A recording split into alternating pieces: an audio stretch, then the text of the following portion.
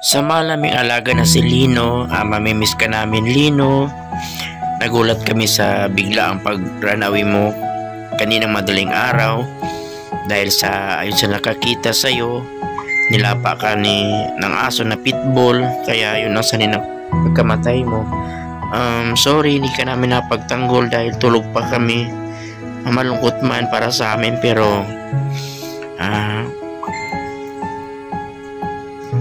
mahirap tanggapin, pero kasi wala ka na, kaya mahal na mahal ka namin Lino, na alam mo yun. At saka ayun, mamimiss namin yung mga kakulitan mo pag kumakain kami ng pandesal. Ayan, lagi ka humingi ng pandesal sa amin. Kumakain ka ng gulay, sitaw, at saka yung prutas din.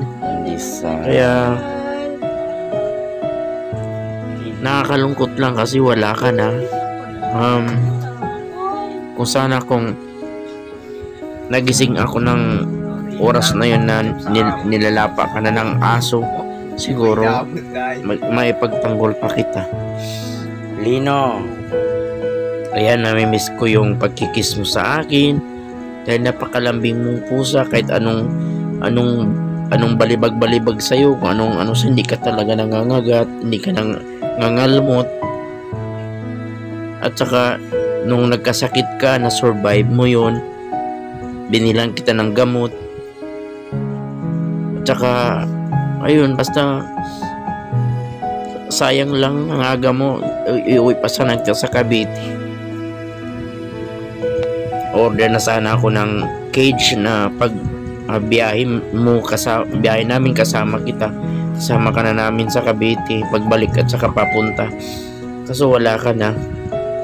Yung tanging alaala na lang yung mahirap kasi napamahal ka na sa amin,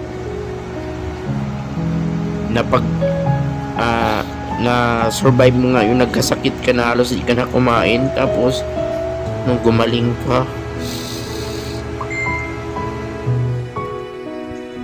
sa isang idlap lang wala ka na.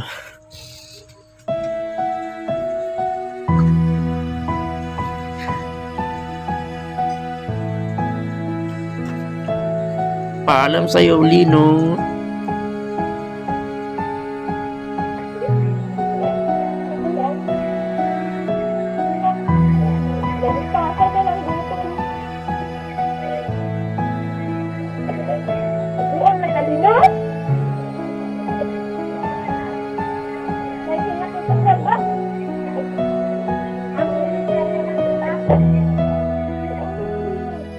Miss ka namin.